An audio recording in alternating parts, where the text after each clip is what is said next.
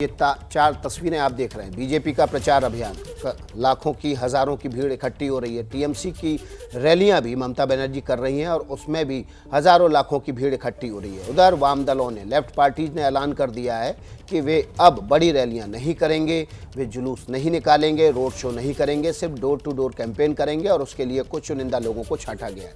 और कांग्रेस की रैलियां भी, राहुल गांधी आप दिख रहे हैं जिसमें बड़ी रैलियां कांग्रेस की भी हो रही हैं, लेकिन वाम दलों ने इससे तौबा कर ली है।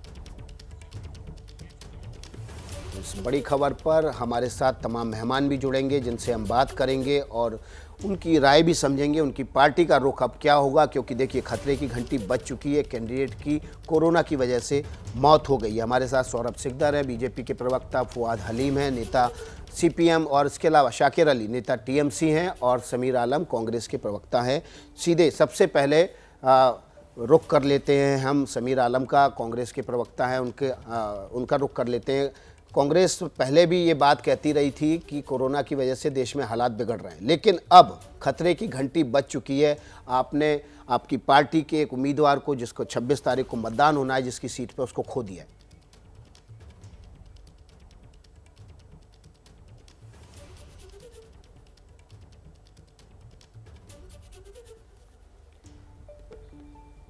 समीर आलम, आपको मेरी आवाज़ मिल रही है?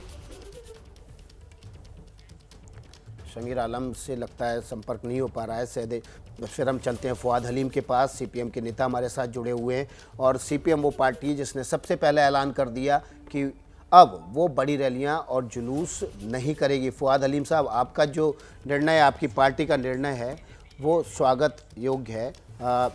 फुआद हलीम साहब को भी लगता है आवाज़ नहीं मिल रही है। फुआद हलीम साहब, आपको मेरी आवाज़ मिल रही है? फुआद हलीम से भी हमारा संपर्क नहीं हो पा रहा है। शाकिर अली टीएमसी के नेता हमारे साथ जुड़े हैं, उनका रुख कर लेते हैं। शाकिर अली साहब, आपको आवाज़ मिल रही है?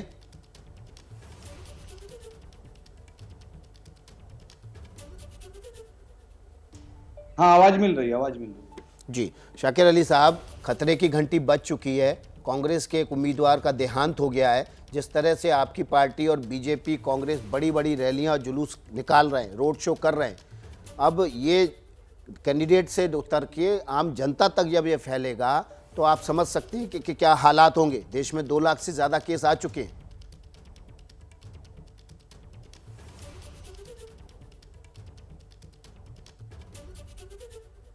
विकास जी, इसमें नई बात नहीं है, लेकिन देखिए ये तो होना ही था कि मैं ये जो कोरोना का जो केस बढ़ रहा है, और इसके लिए जो है पहले से अलर्ट भी जारी किया जा चुका था। और जो अभी आपने कहा, जो मुर्शिदाबाद के कांग्रेस के प्रार्थी का देहांत हुआ, वो बहुत ही दुखित घटना है। लेकिन इसके साथ साथ हम लोग को ये भी काउंट करना पड़ेगा कि कितने साधारण नागरिक जो है मरे हैं और मर रहे हैं। उनको भी मैं श्रद्धांजलि दे रहा हूँ, क्योंकि ये भी बहुत बड़ी दुखित बात है। देखिए, कोई भी नियम पालन नहीं कर रहा है।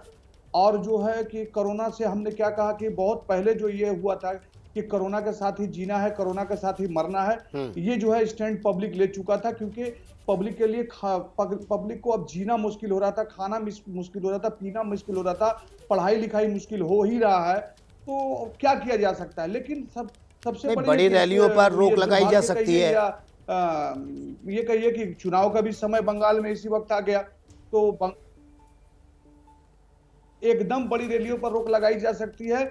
लेकिन मैं चुनाव कमीशन को आपके माध्यम से कहना चाहता हूं कि ये जो चुनाव जो है होने वाला, बाकी जो 4 चरण का है, 17 अप्रैल का चुनाव करा ले, कोई दिक्कत नहीं है। लेकिन बाकी 3 चरण का जो चुनाव है, उस चुनाव को कम से कम 1 चरण में करके इमीडिएट खत्म करे।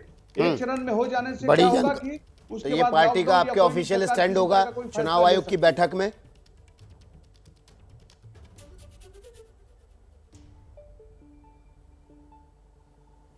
देखिए, ये मेरा पर्सनल ये है, अभी पार्टी इस पर डिस्कस की नहीं है। लेकिन मैं ये एज ए नागरिक, मैं आपको ये मैंने कहा, लेकिन पार्टी इस पर विचार जरूर करेगी, जरूर विचार करेगी। जी सौरभ सिकदर साहब, टीएमसी तो कह रही है, शाकिर अली कह रहे हैं, अभी उनका निजी राय है, लेकिन क्या इस पर सहमति बन सकती है कि जो आगे आने वाले चरण के चुनाव हैं, 17 तारीख छोड़ दीजिए, बाकी 3 चरण जो बचेंगे, उनके सबके चुनाव 1 तारीख में, एक ही डेट में करा लिए जाएं और बड़ी रैलियां, जुलूस, रोड शो, इनको एक तरफ रख दिया जाए?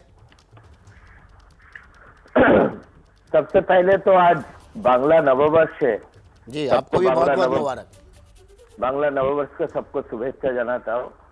और जो उम्मीदवार का कोरोना के लिए डेथ हो गया कांग्रेस पार्टी का, हम उसमें भी अपना दुख जाहिर कर रहा हूँ। देखिए, वोट गणतंत्र के सबसे बड़ा उत्सव है, लेकिन जिंदगी से ज्यादा कुछ भी वैल्यू नहीं है।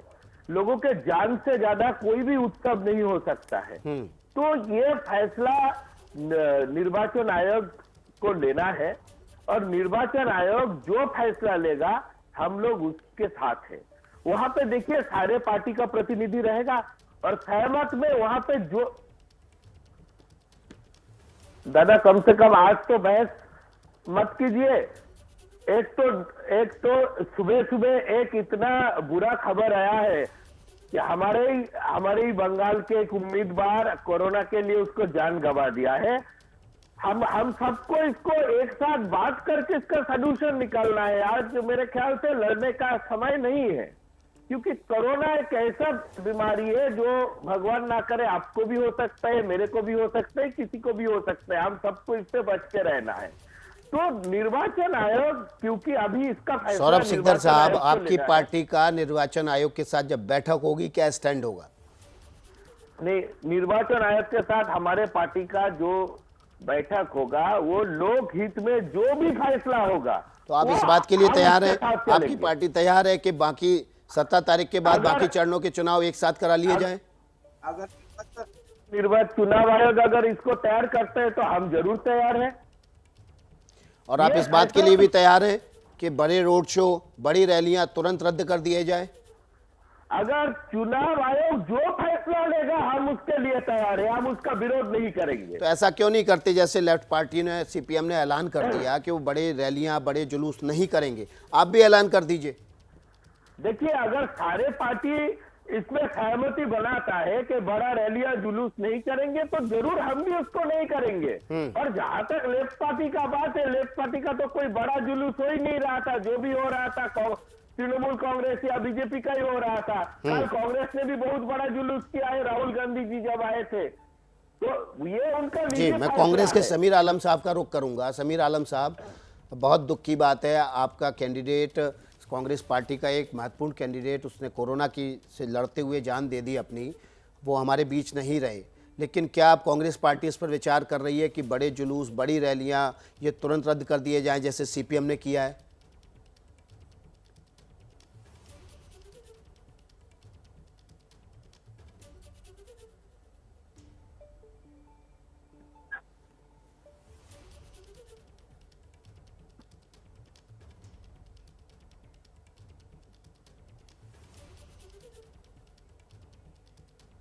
समीर आलम साहब से लगता है संपर्क नहीं हो पा रहा, उनकी हमारी आवाज़ उन तक नहीं पहुंच रही है। हम फुआद हलीम साहब का रुख कर लेते हैं, सीपीएम के नेता हमारे साथ जुड़े हुए हैं। फुआद हलीम साहब, आपको आवाज़ मिल रही है मेरी? जी, साफ आ रही है। जी, आपका जो निर्णय है वो वाकई में स्वागत योग्य है। आप लोगों ने सही समय पर सही निर्णय लिया है, लेकिन बाकी पार्टियों को इस निर्णय के साथ खड़े हो जाना चाहिए, इसकी भी अपील आपको करनी चाहिए।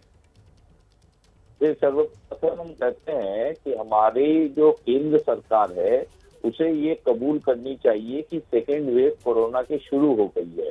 दूसरी है, केंद्र सरकार के साथ रियासती सरकार, राज्य सरकार को ये कबूल करनी चाहिए कि सेकेंड वेव शुरू हो गई है। और इसके नहीं, ये तो सभी कह रहे हैं कि दूसरी नहीं, चौथी वेव आ गई है, सभी कह रहे हैं, और आंकड़े सामने है। उसके लिए किसी के घोषणा करने की जरूरत नहीं है, अब तो सावधानी बरतने की जरूरत है। आपको आपकी जो साहस है इसका मैं दाद देता हूं, लेकिन हमने देखा किस तरीके से सीबीएसई ने क्लास 10 का परीक्षा को रद्द कर दिया। मैंने देखा कि यहाँ के सदन में कांग्रेस के प्रत्याशी की आज मौत हो गई है, लेकिन केंद्र और राज्य सरकार की तरफ से एक भी चिट्ठी नहीं आई है कि कोरोना अभी एक उद्वेगजनक परिस्थिति में पहुंच चुकी है। आपको समझना पड़ेगा कि इलेक्शन कमीशन सरकारी स्वास्थ्य दफ्तर नहीं है। केंद्र स्वास्थ्य दफ्तर को पहले इसकी विज्ञप्ति जारी करनी चाहिए कि अभी कोरोना भारतवर्ष में एक संकटजनक परिस्थिति पहुंच गई है। कल रात को 24 घंटा में हमने 1,99,500 से ज्यादा अधिक केस एक दिन में हमने पाई है। ये एक सर्वभारतीय माने सबसे ज्यादा संख्या में हमने कल केसेस हमें मिली है। तो इसमें ये बात तो स्पष्ट है कि केंद्र सरकार और राज्य सरकार अगर इस परिस्थिति को नहीं कबूल करती है, नहीं तो सवाल ये नहीं है, अब सवाल ये है तो बाद में परिस्थितियां आती है। कौन कबूल करेगा कौन नहीं करेगा। क्या अब हमारी पार्टी इसको कबूल करती है और हमने ऐलान कर चुकी है कि हमारी पार्टी के तरफ से इस चुनाव में बड़ी कोई रैली या बड़ी कोई रोड शो नहीं होना है। लेकिन इसके साथ में ये बात सरकारी जो लोग हैं उनके सर में जू नहीं रेंग रहे हैं। वो लोग क्यों कतरा रहे हैं? कोरोना का जो परिस्थिति है उसे आवाम के सामने स्पष्ट रूप से पेश करें। शाकिर अली साहब, पार्टियां, चुनावी आयोग स्वास्थ्य दफ्तर नहीं है। अब आपके ऊपर जिम्मेदारी है, आप वहां सत्ता में हैं, आपके ऊपर जिम्मेदारी बनती है, आपकी पार्टी के ऊपर जिम्मेदारी बनती है कि जो कोरोना की लहर है उसको देखते हुए एक बड़ा फैसला ले और ऐलान करे चुनाव आयोग के बैठक का इंतजार किए बिना।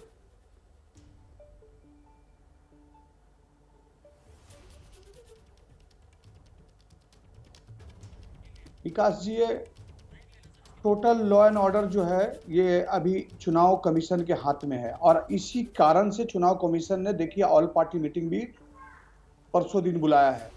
तो आप इससे अंदाजा लगा सकते हैं कि मैं अभी राज्य सरकार के माध्यम से जो भी काम हो सकता है वो जिलाधिकारी के माध्यम से हो रहा है और होगा, लेकिन बड़ा जो फैसला लेना है वो जो है चुनाव कमीशन ही ले सकता है, क्योंकि टोटल जो है ये सिस्टम जो कोरोना बढ़ने का जो भय जो है ये बड़े बड़े रैलियां से, ये तो राज्य सरकार कुछ कर नहीं सकती है। इसमें आप भी जानते हैं, हम भी जानते हैं। और जो मैंने जो कहा कि तुरंत चुनाव को जो है एक चरण में करा के कर दिया जाए, क्योंकि ये बहुत ही सोचने वाली बात है कि आने वाले दिन ऐसा हो कि कोरोना से ज्यादा जो है सीआरपीएफ के गोली से लोग मारा जाए बंगाल में, क्योंकि आप ये भी देख रहे हैं कि जो शीतलकुटी में 5 लोग मारे गए। तो इस दोनों तरफ का ध्यान रखना पड़ेगा, क्योंकि और बाकी 4 फेज का चुनाव जो है वो भी बहुत कड़ाकड़ी चुनाव होगा। और दिल्ली ये जो भारतीय जनता पार्टी के बड़े बड़े नेता है वो बोल रहे हैं कि 4 की जगह 8 मारो और भी शीतलकुटी करेंगे।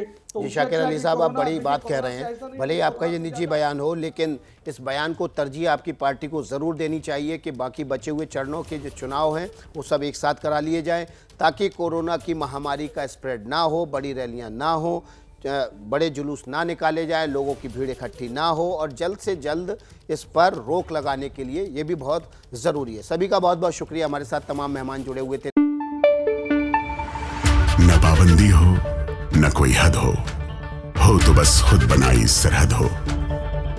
ये मुहिम है परतों में छिपे हर सच की तलाश की, सियासत पर रखी पैनी नजर और आंख की, खबरों की दुनिया में एक जिम्मेदार आवाज की, जुर्म और जुल्म के खिलाफ हर बेबस के लिए इंसाफ की।